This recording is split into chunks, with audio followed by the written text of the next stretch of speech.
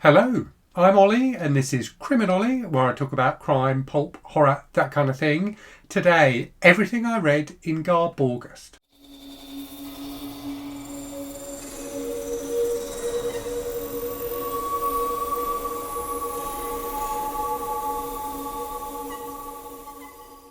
So GarbAugust is over. I incorrectly said in my weekly wrap-up video on Saturday that you wouldn't see this wonderful T-shirt again. You get to see it one more time, you lucky people, as I wear it for my GarbAugust wrap-up.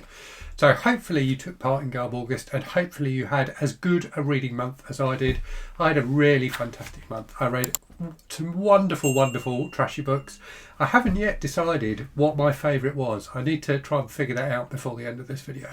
I've got a lot of books to talk to you about today, so you might want to go and make a cup of tea or get a glass of water or something like that before you start watching.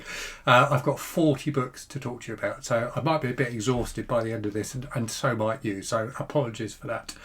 I've got the GarbBingo card up on my iPad, so the way I'm going to do this is I'm going to do it by the bingo card. Basically, I'm going to go through the bingo card. I managed to have a separate book for each square on the bingo card, so I'll do it that way. I'll also call out, if relevant, what week I read it for. So I'm not going to do this video in the way I normally do my monthly wrap-ups, which is to do them in order that I read the book. Before I start there, and before I do the trashy books for August, I will do 2 non-trashy books that I read this month as well. But before I do any of that, a quick reminder, buy Trash Tales. It's really fantastic. There'll be links in the description to where you can buy it. All the money goes to Dolly Parton's Imagination Library. Loads of really fun trashy stories for a good cause. There you go. Right, end of public service announcement. The other thing before I start, a huge thank you to all of the co-hosts who took part in GarbAugust this year. Some fantastic content put out by people. Hopefully you checked out some of the channels. They will be linked as usual in the description to this video so you can see them all. So yeah, big thanks to everyone, both co-hosts and other people who got involved in GarbAugust as well. It's been a really enjoyable month and just the tonic I needed after having a little kind of wobble where I wasn't feeling quite so well. Right, let's do the 2 non-trashy books I read first then. Choosers of the Slain by James H. Cobb. Buddy reading, the project where I'm buddy reading with my dad his 12 favourite books. This is a techno thriller from the mid-90s set in 2006 about the female commander of a super secret, super high-tech American warship that ends up trying to protect the Antarctic from an invading Argentine force. Just a really solid, fun thriller. The central character I thought was really well done, and it was nice to have a female central character in this kind of book. Loads of kind of nerdy naval technology type stuff and terminology and that kind of stuff, which I have to say I really enjoy. I haven't read many books like this recently. I used to read them a lot and I enjoyed sinking back into that kind of side of things again. So yeah, just a really fun, solid thriller. If you like that kind of thing and you haven't read this, I definitely recommend it. There are, I think, 4 sequels to it as well, so I might try and read those at some point too, because this was definitely fun.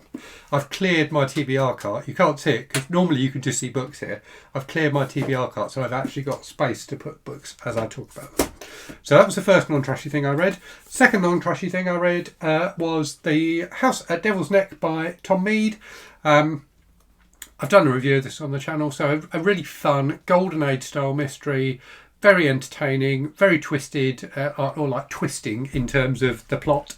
Tom Mead's books are always really fun, but really complex. Like when you get the kind of the reveal at the end, you're like, now I get it. So yeah, I can never figure out who the murderer is, but they're really entertaining to read. This is the 4th of the novels and I've enjoyed all of them a lot. So if you like that kind of thing, I definitely recommend it. Right, let's get into GarbAugust then. So, right, I'm going to put my iPad here. I'm trying to unlock my iPad and it's failing. Okay, hopefully I'll just remember. Right, so I've got 3 different piles of books where I've piled them up in the order of the bingo card. So let's see how we do. So the first square on the bingo card then. Right, let's get the bingo card up. So make sure I do this right.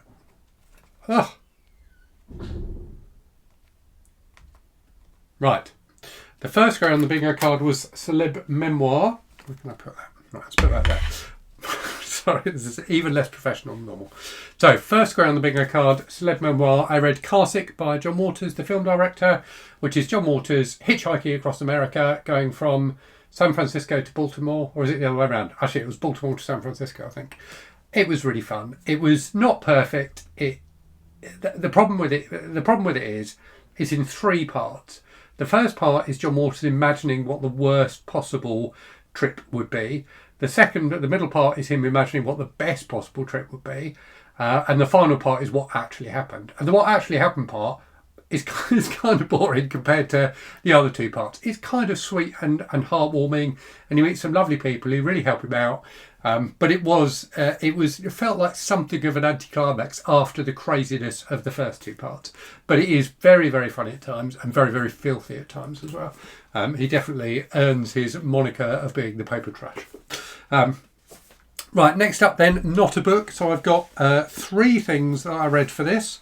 So I read Return to Romance by Ogden Whitney, which was really fun. So this is 1960s romance comics. Ogden Whitney was a creator, like a cartoonist and comic book writer who I hadn't heard of before. But based on this, he was really interesting. These stories were just weird. They just weren't what you expect stories like that to be like.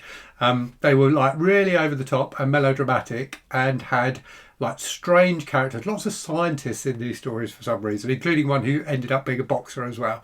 But very, very entertaining, lovely artwork, and just interesting as well. I enjoyed this like far more than I expected to, I have to say.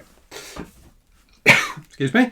I also read Dangerous by Garrett Alton, which is a Fleetway Miracle Library. This was number 252. It cost 1 shilling and it came out in 1963.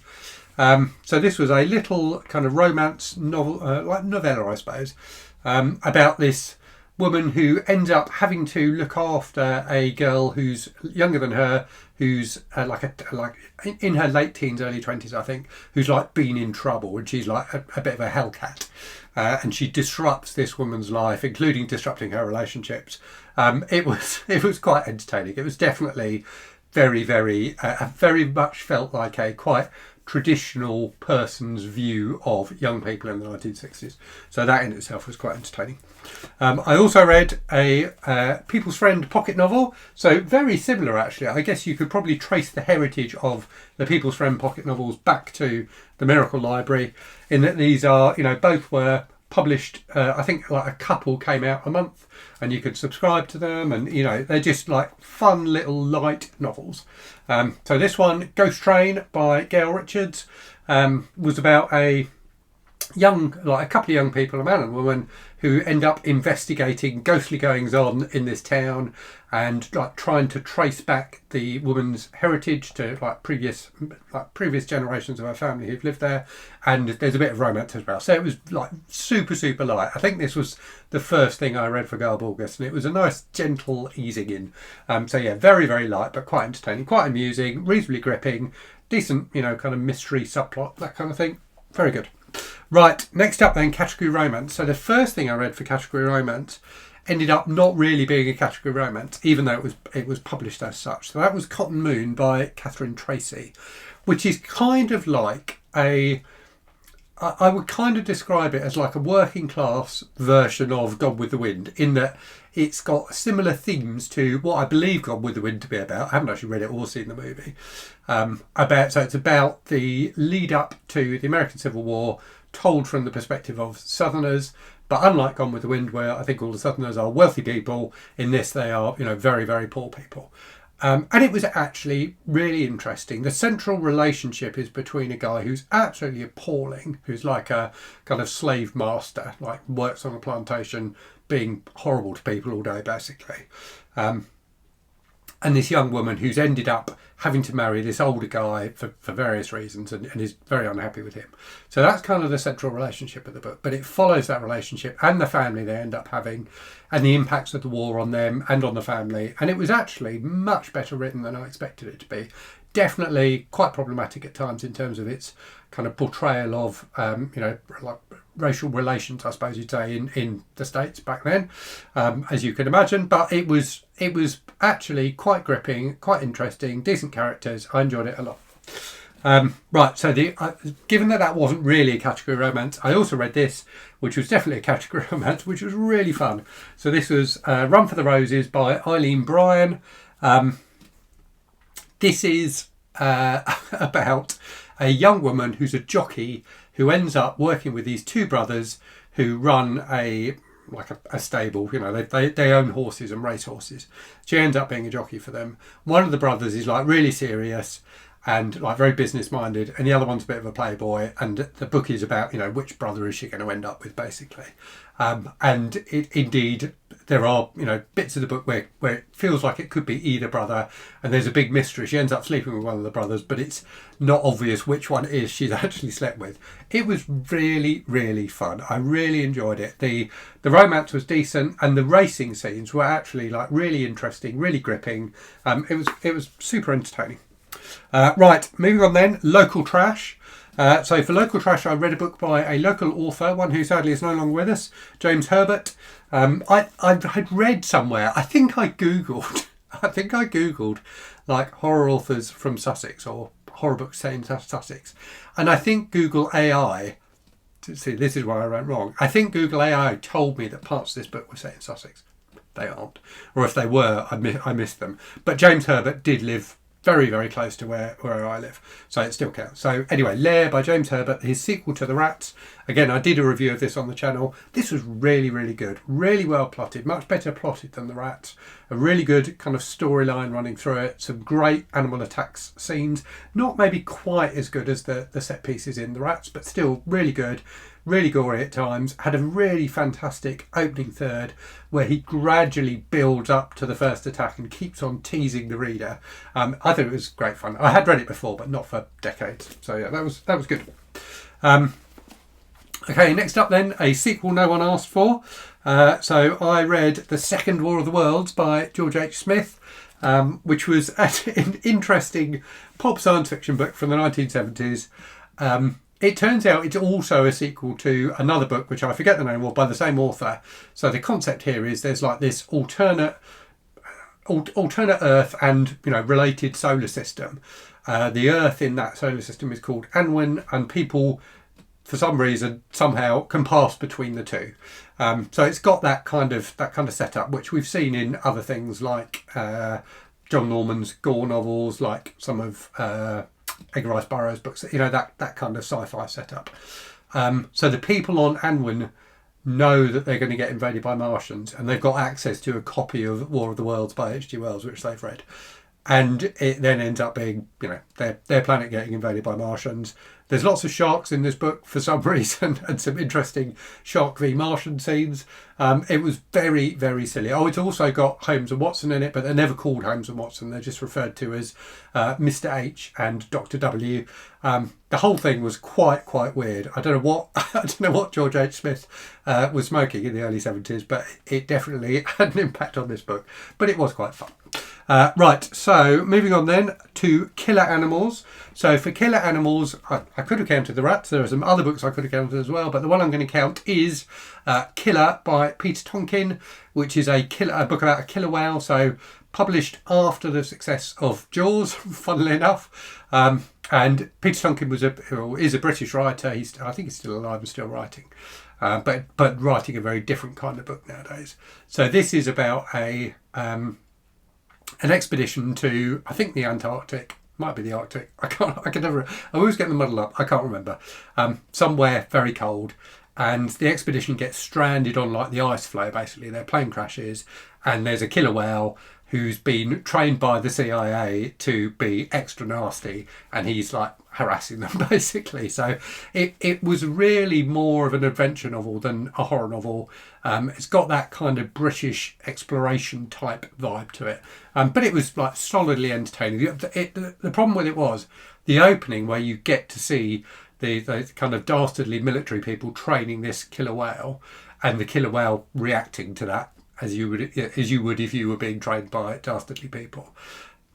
after that, the book I didn't think was quite as good. That opening was fantastic, and I felt like the book went downhill a bit after that. But yeah, still solidly entertaining. Right, moving on then, middle grade trash. So I read Babysitter's Mystery 2, Beware Dawn, by Anne M. Martin, which was a really fun book. This was another book that I enjoyed more than I expected to. So this is part of the kind of Babysitters Club universe, which is something I'd heard of, but I've never read any of the books. The idea of the Babysitters Club is there's this group of girls who run this babysitting service, basically, where local parents can ring them up and they organise one of them to go and do the babysitting. In this book, they are getting harassed by someone, the mysterious Mr. X, who both knocks on the door and like leaves things on the doorstep and runs away before they can answer when they're babysitting, and rings them up and then doesn't speak on the phone. So it's actually quite creepy. There was a genuine kind of suspense in this book and a bit of kind of menace going on. When you find out who it actually is, it's far less menacing than it might have been. But actually, I was genuinely gripped by this. I wanted to find out what was going to happen. So that was fun. Next up then, non-fiction trash. So a book I bought for GarbAugust. It may have been the first GarbAugust actually. I never got round to reading.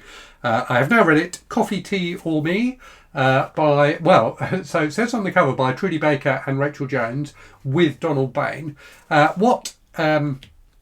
Bob Deis, who's one of my patrons and also one of the publishers of the Men's Adventure Library books that I've talked about on this channel before, what he pointed out to me was that Trudy Baker and Rachel Jones were completely invented. So they were invented by Donald Bain, who was working in the publicity office of an airline at the time.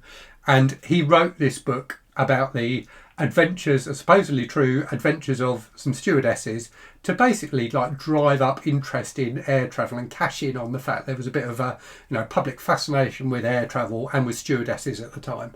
It ended up being really successful. He wrote a few more books supposedly by them, and it wasn't as shocking or salacious as I expected it to be, but it was quite a fun read. It was interesting to read. It had a nice kind of 60s vibe to it. They name dropped loads of famous people. How they got away with that? How he got away with that, given that the people like the people who supposedly wrote the book didn't exist, but he's like slightly critical of some of the famous people he mentions as well. Anyway, it was an interesting read.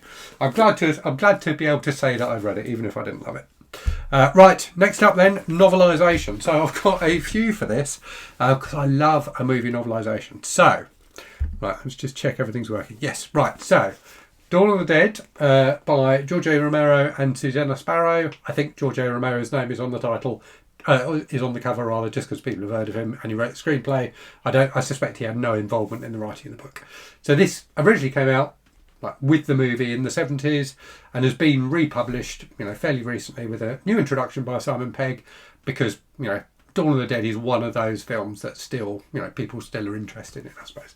And it was fine. It wasn't amazing, but it was fine. It was a fairly workmanlike adaptation of the movie. It didn't really throw anything new in, but it was recognisably the same story. The characters, you could remember the characters reading it. The horror scenes, the action scenes were nicely done, but it did highlight to me how much of the brilliance of Dawn of the Dead is down to the cinematography and Romero's genius as a director. So what you don't get in this book really is the kind of wonderful black humour of the film, both in terms of some of the horror scenes, but also the social commentary. It just didn't really come across, but it was still an entertaining read. After that then, in a very similar vein, I read Return of the Living Dead by John Russo. This copy very kindly sent to me by Heidi, one of my viewers and patrons. So John Russo, someone who worked on Night of the Living Dead with George Romero, who wrote a screenplay for a sequel to Night of the Living Dead and tried to get it made. He couldn't get it made. This was around the same time as Dawn of the Dead came out, so he ended up turning it into a book and publishing it as a book. The screenplay, I think, later kind of ended up getting changed massively and getting made in the kind of mid-80s as Return of the Living Dead, the film with Linnea Quigley and people like that. But this is very, very different. This is very 70s feeling, quite gritty and horrible at times, but also gripping and interesting and entertaining and a different take on zombies. One of the things that's quite interesting, I thought, in this book is people have a habit. Sounds like the wrong way of doing it. What people start doing is like having spikes and hammers, basically, and whenever anyone dies, they spike them. So they put a spike through their brains so they don't come back as zombies. So yeah, it was interesting to read a different take on how the Dead series, the Living Dead series, might have gone. Right. Another novelisation / tie-in then. So this I read with one of my viewers, Mariah, who very kindly sent me this copy. So this, rather than a movie novelisation, is a video game novelisation. This is Gabriel Knight, Sins of the Fathers by Jane Jensen. Adapted, let me read you what it says on the cover because it's great. It's so 90s. Descend into the gothic darkness that mesmerised players of the best-selling CD-ROM game. So this is, Gabriel Knight is like an occult detective type character. He's a novelist, that's right. And he lives in New Orleans, and in this one he's investigating a series of like voodoo type murders. And it was very, very silly, but really quite entertaining. More than anything, I enjoyed the 90s vibe of it. It felt like watching a like 90s TV movie or something like that. It was good. It was fun. Right, next up, some more novelisation. Right, so next, 3 more novelisations for you. I did read a lot of novelisations. So, Robocop 2 by Ed Naha, which was sent to me by Jesse, one of my viewers. So this was fun. Like Dawn of the Dead, not a novelisation to kind of set the world on fire, but a decent novelisation of the movie. Although it did add in a really schmaltzy ending, which I don't remember. I don't remember being in the film, albeit I haven't seen the film for ages. I think I have got it somewhere on DVD, so maybe I should rewatch it. But yeah, it was fun. I love the Robocop kind of universe, even if Robocop 2, and indeed all the Robocop films apart from the original Robocop, I don't think are that great. Right, next up then, another slightly strange novelisation. I read the novelisation of the Andy Sidaris film Malibu Express, which was written by Brad Carter. So Andy Sidaris was a movie director in like the 80s and 90s who made lots of kind of direct-to-video action movies, like really low-budget action movies that tended to feature heavily in the cast women who had appeared in Playboy in some form or another. So lots of kind of female nudity in these films, very silly plots, very like knockabout, not particularly successful humour, and kind of fairly thin action movie plots to carry it all along.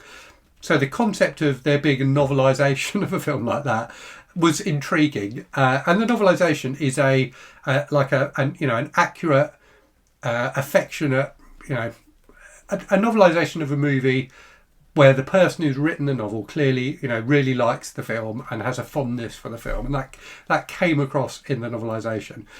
Very, very silly, but quite entertaining in kind of a weird way. I'm not convinced that the world really needs a novelisation of Malibu Express, but I'm really glad the world has got a novelisation of Malibu Express.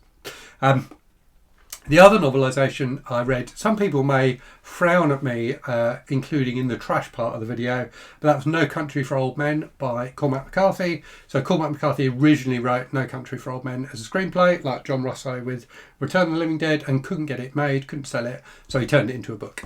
I thought there was some really good stuff in this book, and also some really trashy stuff in this book. Like the stuff I liked most about this book was the stuff that was trashiest, and that mainly being the main villain, Chigga, who is just really cool. You can imagine like I was going to say Pierce Brosnan, and that's not who I mean as well. Charles Brosnan, or Bronson even, Charles Bronson or someone like that playing him in a Sergio Leone directed version of the book. And he was great. He was really entertaining to read, and like really quite pulpy in the way that he was portrayed. And there was a lot of fun action in the book. But as the book progressed, like I enjoyed the first third or so of it, and then as it got further and further through the book, it became more and more like it was trying to tell me something, and I just wasn't really into that, if I'm honest with you. So yes, that was No Country for Old Men, which was the Criminally Book Club pick for August as well, I should say. Right, moving on then. Next up, we have Non-Killer Animals. So for that, I have another book that was sent to me by Jessie, which was Live and Let Growl by Lorien Berrington. So this is a book about where the central character is someone who like breeds and shows dogs. And in this one, she goes with her aunt, I think it is, to Kentucky to a dog show there, and they meet this woman who's a like very well known, very well respected dog breeder who's retired. And then a few days later, the woman turns up dead, and she, the main character, investigates that mysterious death. So a cozy mystery style thing. It wasn't fantastic. I read another cozy mystery this month, which I enjoyed more, but it was quite entertaining, and it was fun seeing getting a bit of insight into the world of dog breeding. Lorien Berrington clearly knows a lot about competitive dog shows, and there was many pages of this book that were dedicated to telling you about them. But it was done in like an interesting enough way that it kept me reading, and it didn't feel like it kind of slowed the book down at all. Also, as I said in my weekly wrap up where I talked about this, I've never read a book that contained the word bitch so many times. But yeah, it was good. It was entertaining. It was entertaining. Right. Next up, we have a novel by a celebrity. So I need to grab my second pile of books. You'll be glad to hear that the subsequent piles of books are all smaller than the first one. So the novel I read by a celebrity was The President is Missing by Bill Clinton and James Patterson, which was fine. I read 2 James Patterson books this month. I'm on record as saying I'm not a big fan of James Patterson. I'm still not a big fan of James Patterson after reading both of these books, but I enjoyed both of them. They were both page-turningly, like very like super easy reads, but like pretty gripping, quite interesting. You got the sense that you were seeing a little bit of kind of insider stuff from Bill Clinton in this, but nothing particularly surprising. So anyway, this is about the president, a big, like massive threat to America, which only the president can solve for various reasons. And he ends up, the reason it's called The President is Missing, at the start of the book, he ends up having to go AWOL to meet someone who's got information about this threat. So yeah, it was very silly, but quite entertaining. And there's, I think, 2 or 3 sequels to this now as well. So I like the idea. There's something like extra trashy, I think, about someone who's not just a celebrity, but was the president of the US writing a kind of crap thriller. So yeah, that was a fun read. Right, next up then, we have Green on the Cover, so Green on the Cover to remember Pax from the channel Pax Panic, who was a host in our first GarbAugust and is sadly no longer with us. So there's been a few books I could have used for Green on the Cover. Lair probably has the most Green on the Cover, but this book has Green on the Cover in a really fun way. So I thought I'd talk about this one for that square. So this is Arcade by Robert Max, which, as you can see, appears to have no green on the cover, but it's a step back cover and there's green inside on the step back. So wonderful stuff. I think Pax would have appreciated that. So this is a surprisingly good book. I enjoyed this, again, a lot more than I expected to. So this is a book that came out in the 80s about the threat of arcades to like parents and their children, basically. You know, the concept that you don't know what your kids are doing when they're playing video games and they're probably warping their minds. And in this book, they definitely are. They definitely are warping their minds, but in an interesting way. So focuses on this woman who's a single mum. She's got 2 kids. She's really worried about her son, who appears to be doing really well at school, but also has got addicted to this video game in this strange, mysterious new arcade that's opened up in the small town they live in. There was a nice romantic subplot in this book as well, but the main thing that was good about it was there was genuine suspense around, you know, what is actually going on. Is this game actually a threat? You kept on seeing things that hinted it might be, and then they'd kind of get explained away. And it really did keep me gripped, kept me reading. And the end, I thought, was fantastic. Like, the end was very weird, but very, very entertaining. So yeah, that was a good one. Next up then, we have the group read. So there were 2 books for the group read. this year. So you could either read Zoo by James Patterson, which I think is the thing that most people chose to read. Oh, sorry, I should say James Patterson and Michael Ledwidge. So that was one of our group reads. The other of the group reads was Rivals by Julie Cooper. I think not many people read Rivals, but quite a lot of people watched the TV adaptation of it, which I still haven't seen, but I'm keen to watch. So Zoo was even sillier than The President is Missing. So this is another book that could have ticked off that killer animal square. So the concept here is that all mammals have suddenly start attacking humans. There's this guy who's a scientist who's kind of fallen out of favour with the scientific community because he's been banging on about the threat of animals attacking humans for ages, and everyone's got bored of it. And then his fears are justified by the fact that it starts happening. There's a bit of globe-trotting. There's a big time skip in the middle of the book, which I didn't really understand the reason for, and it was very, very silly, but also very, very readable. Again, it was a book I just flew through. It's like all of these James Patterson books, particularly the James Patterson and books. They're completely dumb, and you feel like you're getting slapped around the face by the stupidity of the books as you read it, and yet you can't stop reading them. It's like eating a bag of sweets or something like that, knowing they're terrible for you, but you just can't stop doing it. Right, so next up then we have a Cozy Cat mystery.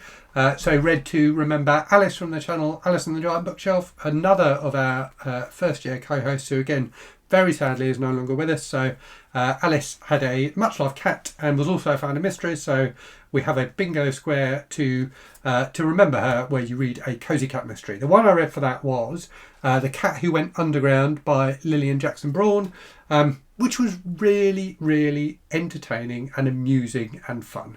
So these books are about a guy who's a journalist. I think in different books he's in different cities. In this one, something has obviously happened in one of the previous books, and he's moved to this small town, but he's inherited like a load of wealth or something like that and a property at the town, and he's doing that property up, and various handy people who are working on the property and just generally in the area are going missing, and it's about him and his cat. They kind of end up investigating that, but it's one of those books where the mystery almost feels not irrelevant exactly, but it was barely there. It's only really towards the end that the mystery comes in. Most of the book is just a nice portrayal of a small kind of semi-rural American town, and this guy kind of hanging out there and chatting to people and eating nice food and that kind of thing. So it was a bit like a warm hug, this book. Well, it was a bit like a warm hug from someone who's quite funny, who's kind of whispering jokes into your ear while they're hugging you. So yeah, I really had a good time with it. And the cat was really good. And unlike the dog mystery I read, where the dogs played no part in solving the mystery, the cat very much plays a part in solving the mystery in that one. Right, next up then we have an author, smoking or drinking. So the idea of that was you have a book with an author photo where they are smoking or drinking. This is kind of, Roy from Roy Reads Anything badged this as kind of the equivalent of the read a book with a cigarette ad in it that we've had in previous years, because it's really difficult to know if that's actually going to be in the book if you have to go online and order the book or something. So I ended up reading a book which doesn't have that an author photo on it at all, but the author was frequently pictured smoking his pipe, and that is Guy Smith. So the book was Blood Circuit, which is kind of a horror novel about motor racing and a curse on this motor racing team, and it was very, very silly, and I couldn't really figure out what was going on, but it was the racing scenes were quite entertaining, and there were a couple of horror scenes that were quite entertaining, but I couldn't really tell you what the actual plot was, if I'm completely honest. Right, next up we have pseudonym. So many of the books I've read were published under pseudonyms, but the one I'm going to use for this square is Nick Carter, the Inca Death Squad. So the name on the cover of the Nick Carter books is always Nick Carter. Nick Carter is also the main character in these books. So he's like an American super spy. In this one, he goes to, where is it? Is it Peru? Oh, it just says South America on the back. So he ends up working with the KGB and going to South America to try and foil some South American terrorists there. Again, it was super silly, but really quite entertaining. There's some good action sequences and some quite a lot of sex as well. It definitely leans into that being the thing that was the appeal for people of James Bond. Is basically it's just the plot is an excuse for sex and violence. The reason I read this one in particular, because there are hundreds of Nick Carter novels, is this one was written by Martin Cruz Smith, who went on to write Gorky Park and its sequels. And I read Gorky Park recently and really, really enjoyed it. So I wanted to read one of his Nick Carter books. It definitely wasn't as good as Gorky Park, I have to say. Right, where are we? So next up, we have You Wouldn't Read It on the Bus. So I'm into the final pile of books now. You'll be very glad to hear. Well done if you've stuck with me this long. Right, let me turn them the right way up so I don't drop them. So I read 2 books for You Wouldn't Read It on the Bus. I was originally going to read a Nick Carter book, which had a very saucy cover, and then I discovered I'd already read it. I didn't realise, but I'd read it, I think, in a previous GarbAugust. So instead, I read these 2 wonderful volumes of artwork by the artist Ron Lesser, who was an artist who did the covers for lots of kind of crime paperbacks and things like that in the 60s, and also like movie posters, all sorts of different things. Deadly Dames and Sexy Sirens and Dangerous Dames and Cover Dolls, edited by Bob Deis, Bill Cunningham and J. Kingston Pierce. These were really great, so really like beautifully done. So the guys, like Bob Deis in particular, is, as I've said already, one of the publishers of the Mental Adventure Library stuff, and like really gets the appeal of this old pulpy stuff, but does such a good job of like presenting it in a really appealing way, with real like care and attention. So, wonderful artwork like that in this book, along with like mini interviews with Ron Lesser. Like pictures of like models that he used for to model the poses that he then went on to paint and things like that. Really, really fantastic stuff. These books are really a treasure trove, if I can speak, of like wonderful, kind of pulp style artwork. So yeah, very entertaining indeed. And Bob, thank you again for sending these to me. Right, moving on then. We are nearly there. We're on to the second to last row of the bingo card. So next up, a paperback from hell. So Killer by Peter Tonkin, and I suspect Lair by James Herbert would work for the paperback from Hell Square. But I read one of actually Killer by Peter Tonkin has also been republished as a paperback from hell. The one I read for that square was Stage Fright by Garrett Boatman, which was interesting and quite silly and very weird. So this is about a technology that is termed by people dreamies, where it's kind of like a movie, but you get like smell and like taste and touch. You get all of your senses, so it's like dreaming. And it's about this guy who's a master at making these dreamies, and like typically makes ones that are like quite graphic, either sexually or in terms of violence. And like the worlds of dreamies and reality start blurring together. And it's very, very strange and slightly confusing, if I'm honest. But it was a fun read. The horror scenes in this book were really well done, even if the plot did befuddle me a bit at times. Right, next up then we have Young Adult Trash. So for that I read another of the Sweet Valley High books, so the third Sweet Valley High book, Playing with Fire by Francine, Pascal and Kate William. So this was super, super entertaining. So Sweet Valley High, there's these 2 twins, Jessica and Elizabeth. Jessica is like the quite naughty twin, and Elizabeth is the good twin. And in this one, Jessica ends up having a relationship with this guy who she's fancied since the start of the series, who's really awful to her. Like, he's a real arsehole, basically. And Elizabeth knows that he's like this and is constantly trying to stop the relationship, and that creates a lot of sibling rivalry and tension between the 2 sisters. That's it, basically. But it was like super, super entertaining and super satisfying at the end as well, when Jessica, as you know she's going to, comes to her senses. Right, next up then, next square is Bonkbuster. So a lot of people asked what a Bonkbuster was, so apologies for not being clear about that. So it's a term we use over here in the UK to describe a book that is usually quite a thick book, and usually about rich people having sex with each other, basically. So Jackie Collins's books would definitely count as Bonkbusters, as would Julie Cooper's. So this is Rivals, which was the other one of our group reads. I found this incredibly entertaining, I have to say. So the sequel to Riders, So Riders is about show jumping, Rivals is about like the TV industry. Features not all of the same characters, but many of the same characters and some new characters. And it's just about these people competing to take over a TV station, basically. Full of sex, full of rich people doing rich people stuff, but super entertaining. The characters are all great to read, really, really fun to read. Really awful, many of them. And it's just fun watching them stab each other in the back and sleep with each other and be awful to each other, basically. So I'm sure I'm going to end up reading more books in this series. There are about 10 of them, I think, and they're all that kind of thickness. But there's something about them. They're just very, very entertaining. Next up, then, we have modern trash. So many of the books I read could count for modern trash, but the one I'm going to use is Fashion Victims by R. St. Clair. R. St. Clair being, of course, the host of the channel Regina's Haunted Library, who was also one of our co-hosts for GarbAugust. So this is a really fun kind of mystery novel, kind of has slight giallo vibes to it, about a guy in New York who's a fashion designer, who keeps on having like blackouts and things like that, and there's a series of murders going on in the background of people who his career, who've been involved in his career, like rivals and things like that, people who've helped him in his career, people with connections to him, basically getting bumped off. And it's also got, as well as this kind of giallo vibe, it's definitely got a vibe of kind of like an early 90s erotic thriller.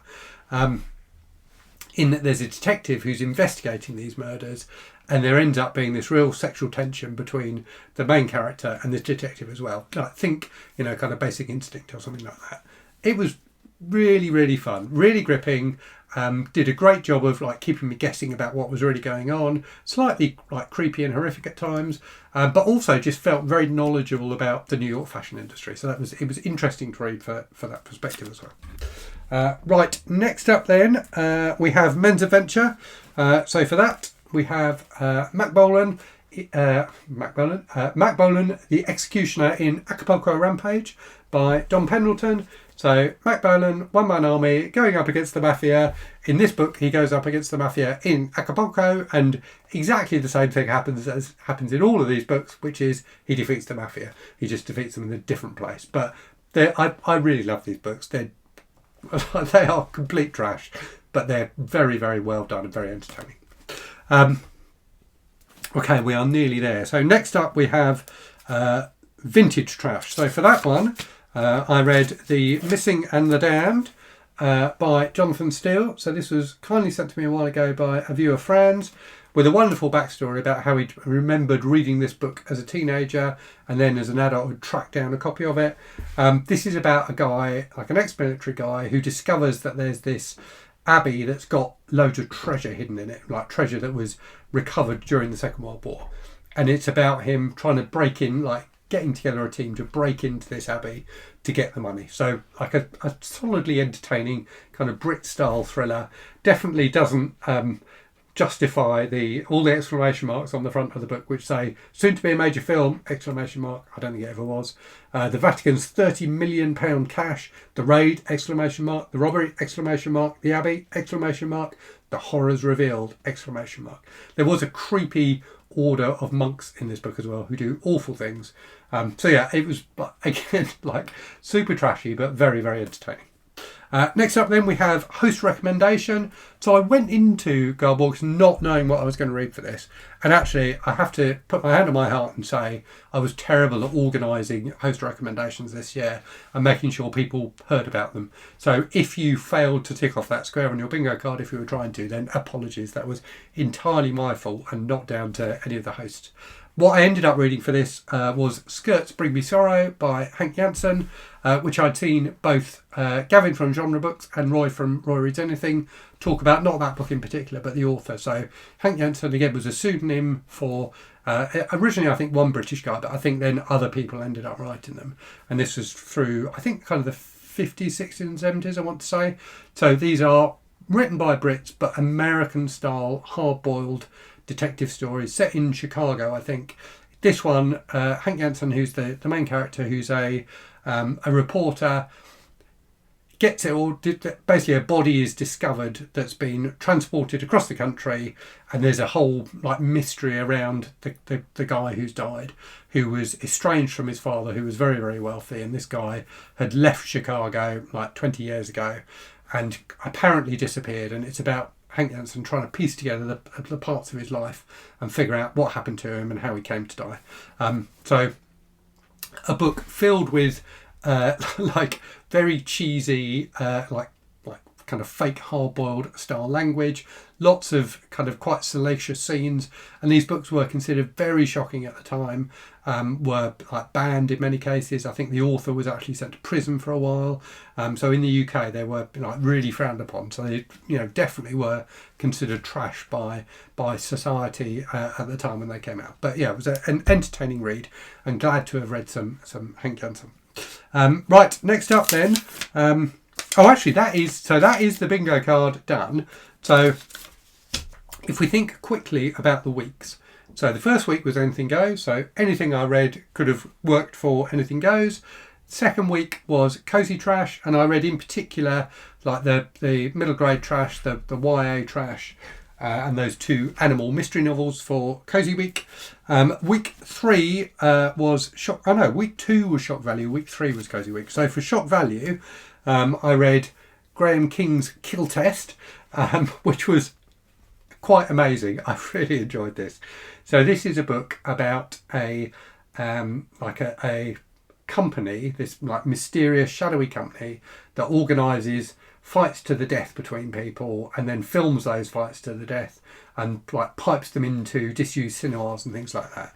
And it's about a British spy who's like recruited to investigate them.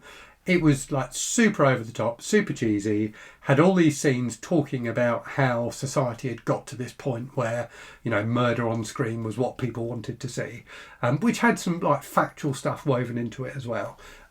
Very, very silly indeed, and like unintentionally humorous at times, but a really fun read. This was sent to me by another viewer, Pom Mum. Thank you again for sending me this. It's a book I never would have heard of otherwise. As in fact, many of the books that people send me, like this one as well, books I never would have heard of.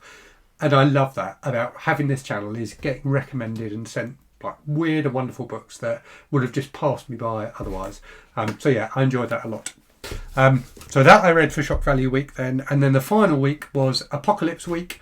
So a few of the things I've read would work for that, but the 4 things I want to talk about in particular for that, with this series of books, Waste World by James Parton. Again, these were sent to me by a viewer, and I looked through my emails to try and find the person's name, and I can't. So if it was you that sent me these, thank you so much. They were really, really entertaining. So James Parton was a pseudonym for a guy called Lawrence James, who was a very prolific writer of kind of trashy stuff in the 70s and 80s. Was also, I think, an editor at New English Library. This is a post-apocalyptic series. I believe there are only 4 books in this series, but they were clearly intended to be more because, disappointingly, it just ends. It ends like mid-story basically. So they clearly are inspired by the survivalist books by Jerry Ahern. The central character is very similar to the central character in the survivalist books. He's like separated from his family, and it's about him after a nuclear war trying to get across America to find his family, and encountering various foes along the way. These feel more science fiction-y than the survivalist books, which are more men's adventure, I would have said. So in these books, there's a lot more kind of radioactive mutants and things like that, which are really like gross and fun. There's a lot of kind of over-the-top horror type stuff in these books. The first one, I'll be honest, I didn't love. I thought it was good, but it wasn't amazing. But the 2, 3 and 4 were all excellent. Really, really gripping, pulpy, cheesy stuff. He ends up in the 4th one in Las Vegas, going up against the mob. There was just so much going on in this book. Weirdly, the 4th book, which is My Way, had loads of film references in it. Like there's a character, like one of the villainous mob characters, who at one point slits open someone's nose and does it because he's always wanted to do that since he saw Roman Polanski do it to Jack Nicholson in Chinatown. It's that kind of weird like film reference. Loads of those in this one, but not in any of the other ones. Anyway, like super entertaining stuff. I'm really sad that the series didn't continue, because I would definitely read more of these if they existed. But yeah, like so obviously inspired by the Survivalist books. Has all the same, like loads of references to the kind of weapons that are used, what calibers they are and things like that. And the central character even has two of the signature things that John Rourke, the main character in the Survivalist books, has, which is a Rolex watch and a Detonics pistol, which I've never heard of Detonics as a, like, I don't know, gun maker or whatever, outside of the Survivalist books and now these ones. But yeah, he wears a Rolex as well, like the central character in the Survivalist. So definitely inspired by that, but super fun, as good as the Survivalist books. And I really like the Survivalist books. So if you like that kind of thing, I definitely think it's worth checking these out. Even though, as I say, sadly, it was clearly supposed to be a longer series and just kind of peters out. So, wow, we got to the end. How long have I been filming for? I can't see. Ages. It feels like ages. It feels like ages to me. It must feel like even longer to you. 51 minutes. So if you've made it this far, wow. Thank you for watching this far. Hopefully you've survived and you're still sane at the end of this video. I've definitely got a sore throat. I need to have a cup of tea. So hopefully you enjoyed taking part in GarbAugust. If you took part, hopefully you read some really good trash. If you're not someone who normally reads trash, hopefully you read at least one thing and it kind of opened up your mind to reading more stuff that's, maybe not particularly highbrow, but genuinely entertaining. So I had a fantastic month, really enjoyed everything I read. It's been super entertaining. Now I have to pick my favourite book of the month, and I think the one I'm going to go with is one that wasn't even on my TBR at the start of the month, but I enjoyed it so much, and that was Return to Romance by Ogden Whitney. It was just so surprising and so weird and so entertaining. I really loved it, and I definitely want to read some more Ogden Whitney. And I think a lot of his stuff is available in the public domain, so I'm going to have to check it out. So yes, that is my book of the month. Right, I will leave it there and go and have that cup of tea. So yes, I will say, as always, thanks very much for watching. Hope you're safe and well out there. Hope you're reading good stuff, and I'll speak to you again very soon. Cheerio.